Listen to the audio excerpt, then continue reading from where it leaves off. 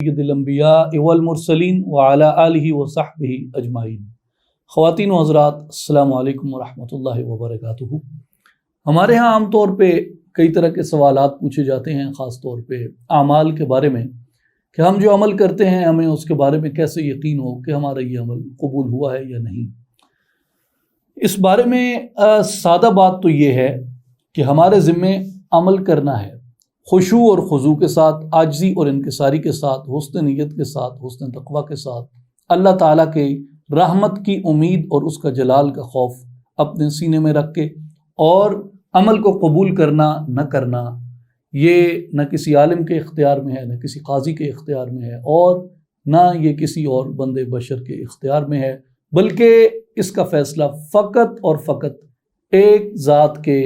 رحمت کے اوپر منحصر ہے، اور وہ ہے جو ہم سب کو پیدا کرنے والا، ہم سب کو پالنے والا، اور اس کائنات کی اور ہر کائنات کی ہر چیز کا مالک ہے۔ پہلی بات تو یہ ہے۔ سیکنڈلی، یہ جو قربانی کے بارے میں عام طور پہ پوچھا جاتا ہے کہ جی مقبول قربانی کون سی ہے، تو اس کے بارے میں علماء کرام کی اپنی اپنی آراء ہیں۔ ایک رائے اس پہ صوفیاء کرام کی، اہل تقویٰ کی، اولیاء اللہ کی، اور ان لوگوں کی جو دل کے بارے میں بات کرتے ہیں ان کی ہے۔ آئیے صوفیاء کے نقطہ نظر سے یہ جاننے کی کوشش کرتے ہیں کہ مقبول قربانی کون سی ہے اور قربانی کی قبولیت کی بنیاد کیا ہے۔ قرآن مجید میں سورہ الحج کی آیت نمبر 37 میں قربانی کی قبولیت کی بنیاد کے بارے میں ایک بہت ہی جامع اصول بیان کر دیا گیا۔ لَن يَنَالَ اللَّهَ لُحُومُهَا وَلَا دِمَاؤُهَا وَلَكِن يَنَالُهُ التَّقْوَى مِنكُمْ۔ ہرگز نہ تو اللہ کو ان قربانیوں کا گوشت پہنچتا ہے اور نہ ان کا خون پہنچتا ہے، مگر اسے تمہاری طرف سے تقویٰ پہنچتا ہے۔ اس آیت کریمہ میں قربانی کی جو بنیاد ہے، اور خاص کر اس کی قبولیت کی جو بنیاد ہے، وہ تقویٰ کو قرار دیا گیا کہ جو تم گوشت کھاتے ہو وہ تو تم آپس میں بانٹتے ہو، اور جو اس کا خون گرتا ہے وہ تو زمین کے اندر جذب ہو جاتا ہے، یا جہاں تم گڑھے میں اس کو دبا دیتے ہو۔ اللہ کی بارگاہ میں تمہاری طرف سے کیا پہنچتا ہے؟ اللہ تبارک و تعالیٰ کی بارگاہ میں تمہاری طرف سے جو پہنچتا ہے وہ تمہارا تقویٰ ہے، جو اس کی بارگاہ میں پیش کیا جاتا ہے۔ امام ابو البرکات عبداللہ بن احمد بن محمود النصفی رحمۃ اللہ علیہ، آپ اپنی تفسیر مدارک التنزیل میں، جو عام طور پہ تفسیر النصفی کے نام سے بھی معروف ہے، آپ اس میں فرماتے ہیں کہ لَن يَنَالَ اللَّهَ لُحُومُهَا وَلَا دِمَاؤُهَا وَلَكِن يَنَالُهُ التَّقْوَى مِنكُمْ۔ اس کے تحت آپ فرماتے ہیں ای لن يتقبل اللہ اللحوم والدماء ولكن يتقبل التقوى، یعنی اللہ تعالیٰ محض قربانی کے گوشت اور خون کو ہرگز قبول نہیں فرماتا، یعنی اگر وہ فقط گوشت ہے یا فقط خون ہے تو وہ قبول نہیں ہے، لیکن وہ تقویٰ اور پرہیزگاری کو قبول فرماتا ہے۔ او لن یصیب رضا اللہ اللحوم المتصدق بها ولا الدماء المراقۃ بالنحر، یا یہ معنی ہے کہ محض صدقہ کیے گئے گوشت اور ذبح کے وقت بہائے گئے خون سے اللہ تعالیٰ کے قرب اور رضا کو حاصل نہیں کیا جا سکتا۔ یہ ایک دوسرا معنی ہے جو علامہ ابو البرکات النصفی رحمۃ اللہ علیہ نے بیان کیا، کہ ایک تو یہ کہ اس کو وہ خون یا گوشت نہیں پہنچتا بلکہ تمہاری طرف سے تقویٰ جاتا ہے، اور دوسرا وہ یہ فرماتے ہیں کہ محض صدقہ کیے گئے گوشت اور محض ذبح کے وقت بہائے گئے خون سے تمہیں اللہ کا قرب حاصل نہیں ہو سکتا، فقط اس سے تمہیں رضا الہی حاصل نہیں ہو سکتی جب تک کہ تمہارا جو سینہ ہے اور تمہارا جو دل ہے یہ تقویٰ سے لبریز نہیں ہوتا۔ والمراد اصحاب اللحوم والدماء، اور اس سے مراد قربانیاں کرنے والے لوگ ہیں۔ والمعنی لن يرضى المضحون والمقربون ربهم الا بمراعاة النیت والاخلاص ورعایت شروط التقوی، اور معنی یہ ہے کہ قربانیاں دینے والے اور اپنے رب تعالیٰ کا قرب حاصل کرنے والے اللہ تبارک و تعالیٰ کو ہرگز راضی نہیں کر سکتے جب تک کہ وہ تقوی کی شرائط کی رعایت اور نیت کی درستگی اور اخلاص کا لحاظ نہیں رکھتے۔ کتنی چیزیں اس میں بیان ہوئیں، ذرا ان کو دوبارہ دیکھ لیں کہ قربانیاں دینے والے اپنے رب کا قرب اور اس کی رضا جو ہے وہ حاصل نہیں کر سکتے کبھی بھی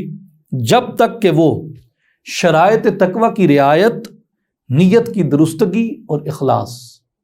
ان چیزوں کو حاصل نہیں کر لیتے، تب تک ان کو وہ قبولیت والی قربانی جو ہے وہ نصیب نہیں ہوتی، کیونکہ جو قربانی ہے یہ متقین لوگوں سے قبول کی جاتی ہے۔ اس مسئلہ کی جو تفہیم ہے، یعنی قربانی صرف ان سے قبول کی جاتی ہے جن کے سینے میں تقویٰ ہو، تو یہاں بنیادی طور پہ سمجھانا یہ مقصود ہے کہ جو بھی ہم عمل کرتے ہیں اس عمل کا محض ظاہر نہیں ہوتا، محض ظاہر ناکافی ہوتا ہے، ظاہر شرط ہے، ظاہر لازم ہے، ظاہر ہے کہ کوئی بھی عمل ہے وہ ظاہر سے ہی ادا کیا جاتا ہے، لیکن محض ظاہر کافی نہیں ہوتا، اس ظاہر کے ساتھ اس عمل کا ایک باطن بھی ہوتا ہے، اور قرآن مجید ہمیں یہ بتاتا ہے، قرآن مجید ہمیں یہ بتاتا ہے کہ اس عمل کے ظاہری تقاضے جب تم پورے کرتے ہو تو یہ سوچ لو کہ اس عمل کے باطنی تقاضے بھی پورے ہونے چاہیے، جو تمہارے اندر کا انسان ہے وہ بھی اس عمل میں تمہارے ساتھ شریک ہونا چاہیے۔ یعنی اگر ظاہر نغمہ گا رہا ہے لیکن وہ نغمہ آپ کے سوز دل سے نہیں نکلا تو وہ نغمہ نہیں ہے اہل فن، اہل ہنر کے نزدیک، اہل سخن کے نزدیک۔ وہ تبھی اصل نغمہ بنتا ہے جب وہ اس زبان یا اس حلق کی بجائے اندر کے انسان کے کسی اور مقام سے نکل رہا ہو۔ اعمال تب قبولیت اختیار کرتے ہیں جب وہ اپنے ظاہری تقاضوں کے پورا ہونے کے ساتھ ساتھ اندر کے انسان کے تقاضوں کو بھی، جہاں نیت پوشیدہ ہوتی ہے، جہاں تقویٰ پوشیدہ ہوتا ہے، جہاں اخلاص پوشیدہ ہوتا ہے۔ یاد رکھیے آج تک جتنی ٹیکنالوجی بنائی جا چکی ہے ان میں سے کوئی ٹیکنالوجی ایسی نہیں آئی جو اتنی مطلب ہے کہ اس کی ٹینجبلٹی کی پاور اتنی ہو کہ وہ انسان کے تقوی کو دیکھ سکے۔ اب تقوی دل میں پوشیدہ ہے، وہ آپ کی ای سی جی کر دیں گے، ایکو کر دیں گے، ساری اس کی دل کی شریانیں، نسیں، ہر چیز سامنے آ جائے گی، کہاں بلاکٹ ہے کہاں نہیں ہے، جو بھی ہے، لیکن تقوی کو کہاں سے میسر کریں گے؟ تقوی، اخلاص، یہ چیزیں انٹینجبل ہیں، تو اس لیے ان کا گواہ ایک ہے، ان کا گواہ ایک ہے، اور وہ ہے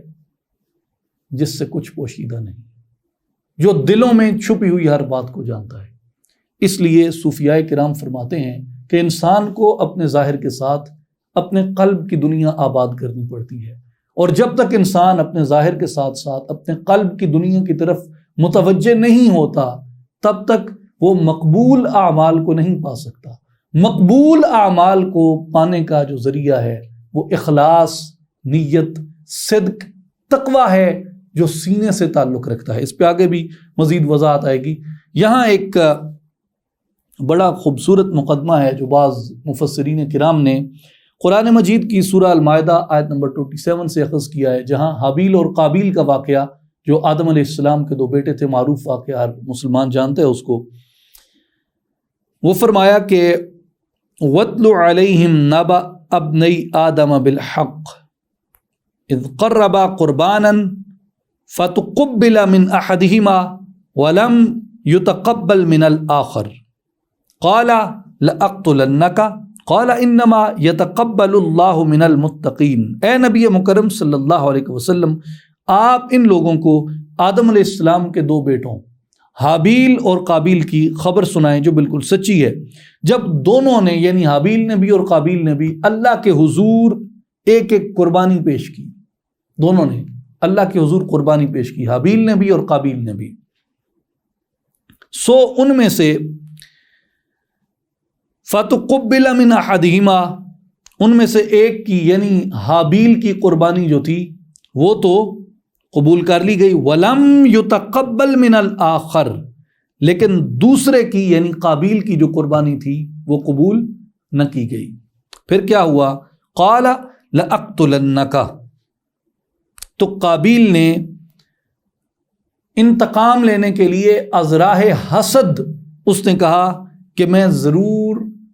تجھے قتل کر دوں گا، یعنی حابیل کو جس کی قربانی منظور ہو گئی تھی۔ قال انما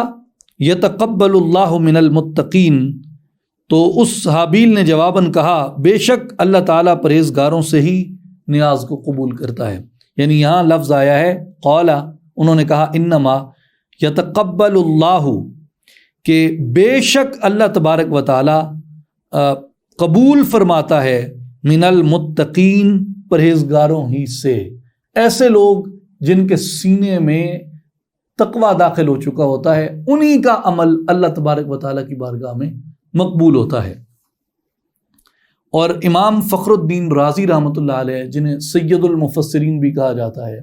حضرت عبداللہ ابن عباس کے بعد امام المفسرین بھی ان کو کہا جاتا ہے،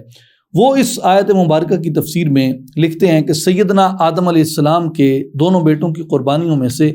ایک کا قبول ہونا جبکہ دوسری کا قبول نہ ہونا، یعنی حابیل کی قبول ہو گئی، قابیل کی قبول نہ ہوئی. اس کی وجہ پہ بحث کرتے ہوئے امام رازی رحمۃ اللہ علیہ فرماتے ہیں لِأَنَّ حُصُولَ التَّقْوَى شرط فی قبول الاعمال، وہ فرماتے ہیں کہ ایک کی قبول ہوئی اور دوسرے کی قبول نہ ہوئی، وجہ یہ ہے کہ قبول اعمال میں تقوی شرط ہے. قبول اعمال میں تقوی شرط ہے. اعمال کی قبولیت تقوی سے ہوتی ہے اور اعمال کا رد تقوی نہ ہونے کی وجہ سے ہوتا ہے. امام رازی رحمۃ اللہ علیہ مزید فرماتے ہیں کہ اس آیت کریمہ جو لن ینال اللہ لحومها ولا دماؤها ولکن ینالہ التقوی منکم، یعنی اللہ کی بارگاہ میں گوشت اور خون نہیں پہنچتا بلکہ تمہاری طرف سے تقوی اس کی بارگاہ میں پیش کیا جاتا ہے. اس پہ امام رازی فرماتے ہیں کہ فاخبر، ہمیں اطلاع دی گئی ہے ان الذی یصل الی حضرت اللہ لیس الا التقوی، ہمیں یہ اطلاع دی گئی کہ اللہ کی بارگاہ میں سوائے تقوی کے کچھ نہیں پہنچتا. والتقوی من صفات القلوب، اور جو تقوی ہے یہ دلوں کا صفت ہے، یہ صفات قلوب میں سے ہے، دلوں کی صفتوں میں سے ہے تقوی. اس کا تعلق ان اجسام سے، اجساد سے جو اعمال سر انجام دیے جاتے ہیں ان سے نہیں ہے، بلکہ امام رازی رحمۃ اللہ علیہ یہاں ایک حدیث صحیح کی طرف اشارہ کرتے ہیں کہ تقوی کے بارے میں آقا پاک کا کیا فرمان ہے، التقوی ہا ہونا و اشار الی القلب، التقوی ہا ہونا، کہ آقا پاک نے جو فرمایا ہے کہ التقوی ہا ہونا، کہ تقوی یہاں ہے، اور اپنی مبارک انگلی سے سرکار دو عالم صلی اللہ علیہ وآلہ وسلم نے جو اشارہ ہے وہ اپنے سینہ مبارک کی طرف کیا اور کہا کہ تقوی یہاں ہے، تقوی یہاں ہے، تقوی یہاں ہے، اور اسے کوئی دیکھ نہیں سکتا، اس کی کوئی پیمائش نہیں ہے. تو فرمایا کہ جو تقوی ہے یہ صفات قلوب میں سے ہے. اور امام رازی رحمۃ اللہ علیہ کا یہ فرمان بھی بنیادی طور پہ ہمیں اسی جانب متوجہ کرتا ہے کہ بدن کے ساتھ قلب کی اصلاح نہایت ضروری ہے، اور اگر قلب کی اصلاح کو یہ کہا جائے کہ قلب دی کیڑی لوڑ، تو یہ بنیادی طور پہ انسان اپنی زندگی کے سب سے اہم پہلو جس پہ اعمال کے رد و قبول کا انحصار ہے کہ تقوی ہے یا تقوی نہیں ہے. ویسے تو رد و قبول خالق کی عطا پہ انحصار ہے، لیکن جو اصول قرآن نے واضح کیا اس پیراڈائم میں رہتے ہوئے ہم اگر بات کریں تو وہ یہ بتاتا ہے کہ تقوی ہے تو عمل قبول ہوگا رحمت سے، اور اگر تقوی نہیں ہے تو پھر قابیل کا جو عمل تھا، قربانی اس نے بھی کی تھی لیکن اس کا عمل قبول نہیں کیا گیا. صحیح ابن حبان معتبر ترین کتب احادیث میں شمار کی جاتی ہے، اس میں سیدنا ابو ذر غفاری رضی اللہ تعالیٰ عنہ کی ایک طویل حدیث مبارک جو ہے وہ نقل کی گئی ہے، جس میں سیدنا ابو ذر غفاری رضی اللہ تعالیٰ عنہ فرماتے ہیں کہ میں نے نبی کریم صلی اللہ علیہ وآلہ وسلم کی بارگاہ اقدس میں عرض کیا، یا رسول اللہ اوصنی، یا رسول اللہ صلی اللہ علیہ وسلم مجھے وصیت فرمائیے. تو نبی پاک علیہ السلام نے فرمایا اوصی کا بتقوی اللہ فإنہ رأس الامر کلہ، حضور نے فرمایا میں تمہیں اللہ سے ڈرنے کی، اس پر تقوی اختیار کرنے کی وصیت کرتا ہوں، پس بے شک یہ ہر خیر کی جڑ ہے، ہر خیر کی جڑ ہے. کیا؟ تقوی. تقوی کیا ہے؟ ہر عبادت کی جڑ ہے، ہر خیر کی جڑ ہے، ہر اچھائی کی جڑ ہے، ہر عظیم کام کی جڑ ہے. کیا؟ تقوی. حضرت ابو ذر غفاری رضی اللہ تعالیٰ عنہ ہی سے روایت ہے، جسے ابواب البر والصلہ میں جامع الترمذی میں سیدنا امام ترمذی رحمۃ اللہ تعالیٰ علیہ نے بیان فرمایا کہ ابو ذر غفاری رضی اللہ تعالیٰ عنہ فرماتے ہیں کہ مجھے نبی کریم صلی اللہ علیہ وآلہ وسلم نے ارشاد فرمایا، اتق اللہ حیثما کنت، تقوی اختیار کرو اللہ پہ جہاں کہیں بھی ہو، اللہ سے ڈرو جہاں کہیں بھی ہو، یعنی ہر وقت صفت تقوی سے متصف رہو۔ اب تقوی کا تعلق سینے سے ہے، دل سے ہے، گویا ہر وقت تیرا سینہ صاف رہے، ہر وقت تیرا دل صاف رہے۔ تو جتنا انسان اپنے ظاہر کو عبادات سے مزین کرنے پہ اپنا وقت لگاتا ہے، اتنی ہی توجہ اپنے قلب کی زیب و زینت کے اوپر اور اپنے قلب کی عبادت کے اوپر انسان کو دینی چاہیے، اور اگر وہ نہیں دیتا تو وہ عبادت کے ایک اہم جز کو ترک کر بیٹھتا ہے۔ اب قرآن مجید یہ بیان کرتا ہے کہ تقوی کے سبب ہی انسان کے اندر صدق کی صفت پیدا ہوتی ہے، تقوی کی وجہ سے صدق کی صفت پیدا ہوتی ہے انسان میں۔ یہ سورہ الاحزاب آیت نمبر 70 میں بیان کیا، یا ایھا الذین آمنوا اتقوا اللہ وقولوا قولا سدیدا، اے ایمان والو اللہ سے ڈرا کرو، یعنی اس پہ تقوی اختیار کرو اور صحیح اور سیدھی بات کہا کرو، یعنی قولوا قولا سدیدا، صحیح سیدھی بات کیے کرو، صدق اختیار کرو۔ قولوا قولا سدیدا کی بنیاد اتقوا اللہ ہے، قولوا قولا سدیدا کی بنیاد اتقوا اللہ ہے، تقوی ہے۔ صحیح سچی سیدھی بات کرنے کی بنیاد انسان کے دل کا تقوی ہے، اور قرآن مجید یہی بیان کرتا ہے کہ تقوی کے سبب تمہارے معاملات زندگی میں آسانی ہوتی ہے۔ وَمَن يَتَّقِ اللَّهَ يَجْعَل لَّهُ مِنْ أَمْرِهِ يُسْرًا، اور جو شخص اللہ سے ڈرتا ہے تو وہ اس کے کام میں آسانی فرما دیتا ہے۔ گویا جس نے تقوی اختیار کیا، اللہ کی بارگاہ سے اس شخص کے جو اعمال ہیں وہ اس پر آسان کر دیے گئے، اس کے جتنے معاملات زندگی ہوتے ہیں ان کے اندر بہتری اور آسانی پیدا کر دی جاتی ہے۔ پھر قرآن مجید یہ بیان فرماتا ہے کہ تقوی کے سبب آسانی، تقوی کے سبب نجات کا راستہ، اور تقوی کے سبب غیب سے رزق کا عطا کیا جانا ہے۔ یہ سب چیزیں اس عمل قلبی کے باعث انسان کے وجود میں پیدا ہوتی ہیں۔ وَمَن يَتَّقِ اللَّهَ يَجْعَل لَّهُ مَخْرَجًا، سورہ طلاق آیت نمبر 2۔ اور جو اللہ سے ڈرتا ہے وہ اس کے لیے دنیا و آخرت کے رنج و غم سے نکلنے کی راہ پیدا فرما دیتا ہے۔ یجعل لہ مخرجا، تو وہ اس سے نکلنے کی راہ پیدا فرما دیتا ہے۔ اس سے مراد مفسرین نے یہ لیا ہے کہ اس سے مراد دنیا کے آخرت کے رنج اور غم ہیں۔ وَيَرْزُقُهُ مِنْ حَيْثُ لَا يَحْتَسِبُ، اور ایسی جگہ سے اسے رزق عطا کرتا ہے، جو تقوی اختیار کرتا ہے ایسی جگہ سے اسے رزق عطا کرتا ہے جہاں کا اس نے گمان ہی نہیں کیا ہوتا کہ مجھے یہاں سے رزق ملے گا۔ وَمَن يَتَوَكَّلْ عَلَى اللَّهِ فَهُوَ حَسْبُهُ، اور جو شخص اللہ پر توکل اختیار کرتا ہے تو اللہ ہی اسے کافی ہوتا ہے۔ ان اللہ بالغ امرہ قد جعل اللہ لکل شیء قدرا، فرمایا بے شک اللہ اپنا کام پورا کر لینے والا ہے، بے شک اللہ نے ہر شے کے لیے اندازہ مقرر فرما رکھا ہے۔ آگے آئیے، تقوی کے سبب آسمان سے اور زمین سے برکات پیدا ہوتی ہیں انسان کے لیے، اور تقوی کے سبب یعنی ایک عمل قلبی کے سبب انسان کے اوپر رحمتوں کا نزول ہوتا ہے، اور تقوی کی وجہ سے پھر اس بات پہ امفسس ہے کہ رزق کے اندر کشادگی ہو جاتی ہے ایک عمل قلبی کی بدولت۔ سورہ الاعراف آیت نمبر 96، وَلَوْ أَنَّ أَهْلَ الْقُرَىٰ آمَنُوا وَاتَّقَوْا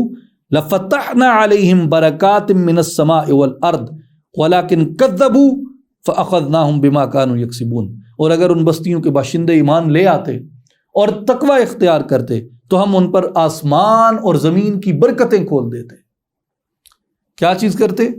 ایمان لے آتے، ایمان لے آتے، اور کیا کرتے؟ واتقوا،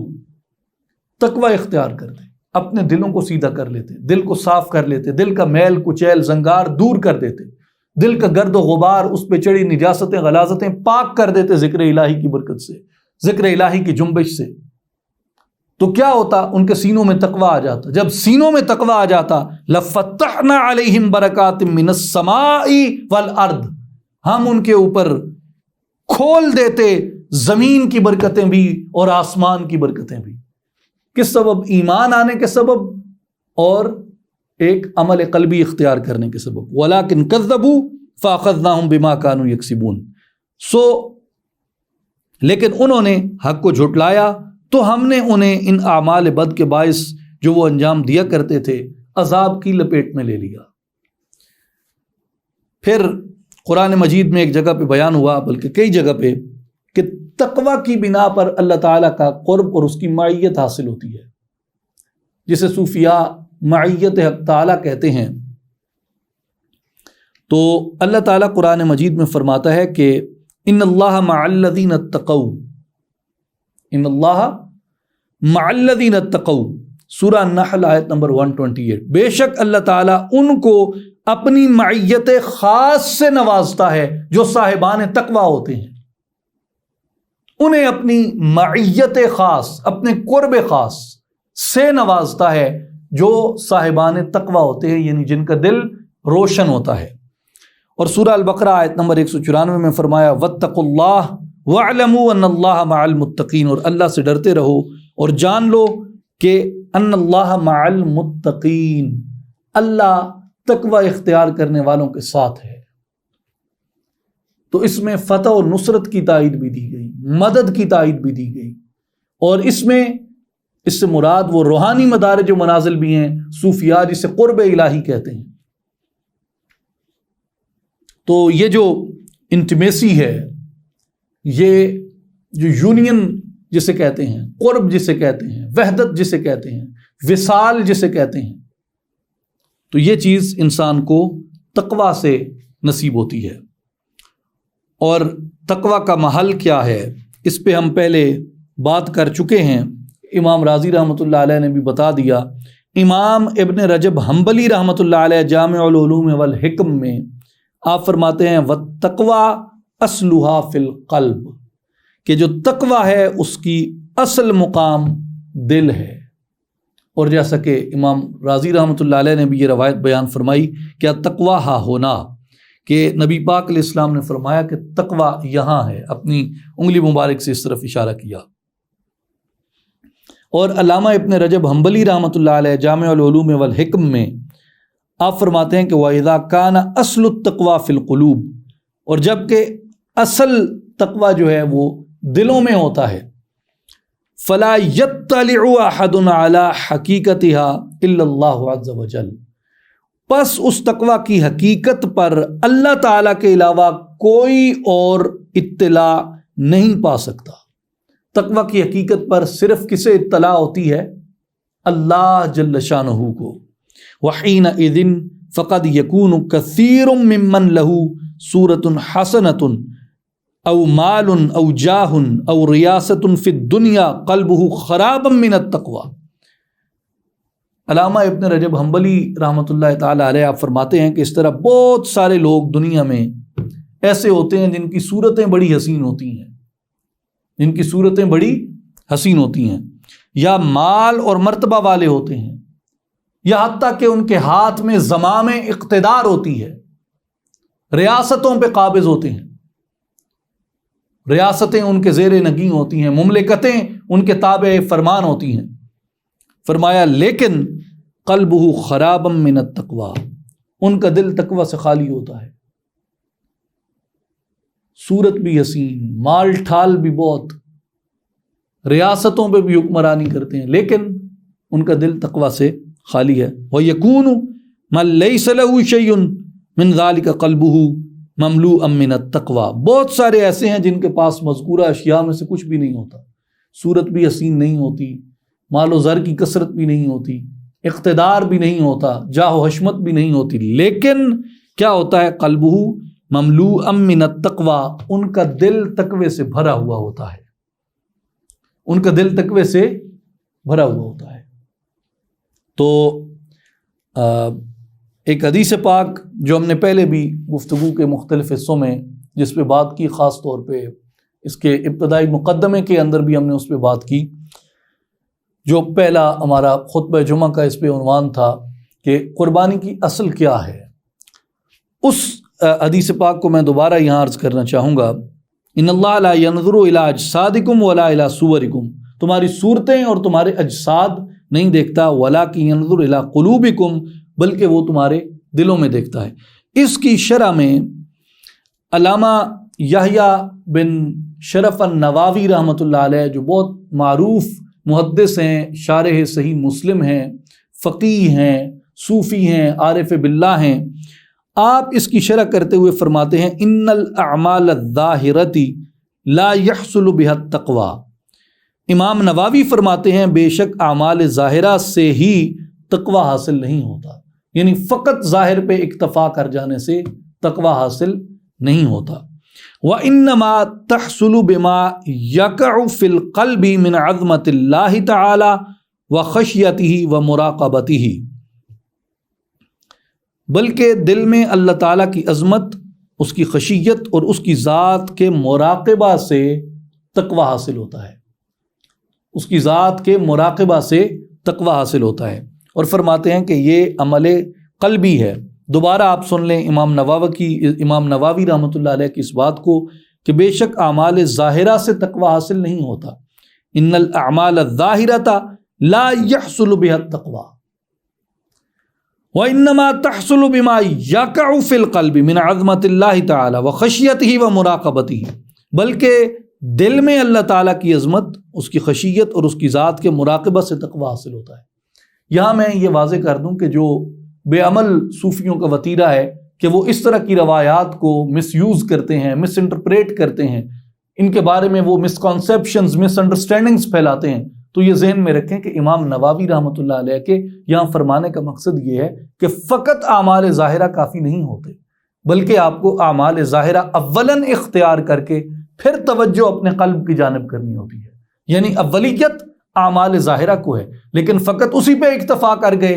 اور دل اسی طرح نفاق سے، حسد سے، کینہ سے، بغض سے بھرا رہا، ذکر کی تپش، ذکر کی گرمی، ذکر کی حلاوت، ذکر کی حرارت اور ذکر کی لذت سے اپنے دل کو اگر پاک نہیں کیا تو پھر جو دل ہے وہ اسی طرح خرابیوں کے اندر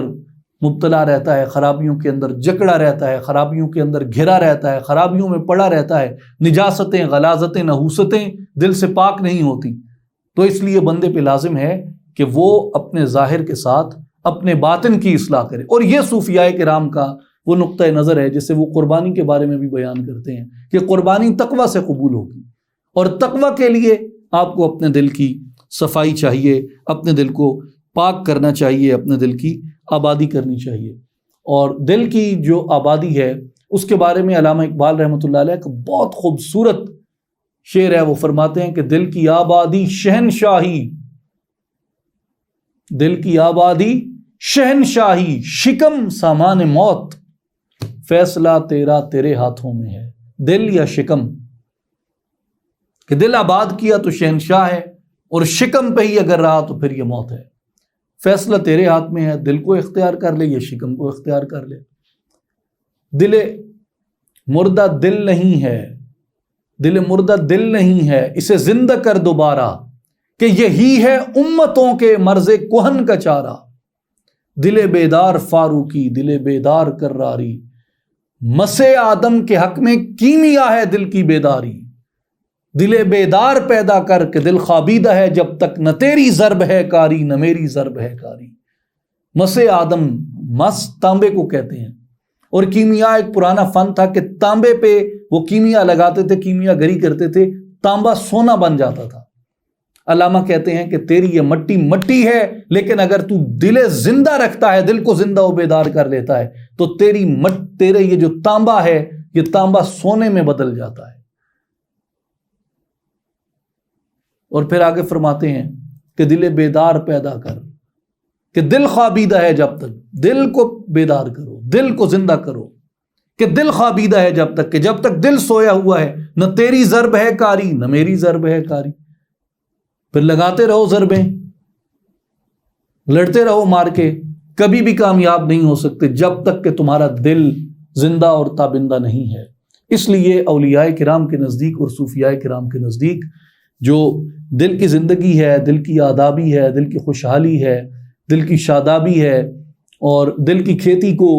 ہل چلانا، دل کی کھیتی سے جڑی بوٹیوں کو تلف کرنا، اس کے اندر چمبے کی بوٹی کو اگانا اور اس کو لا الہ الا اللہ کے پانی سے سیراب کرتے رہنا اور کلمہ طیبہ کی ضرب لگانا، اور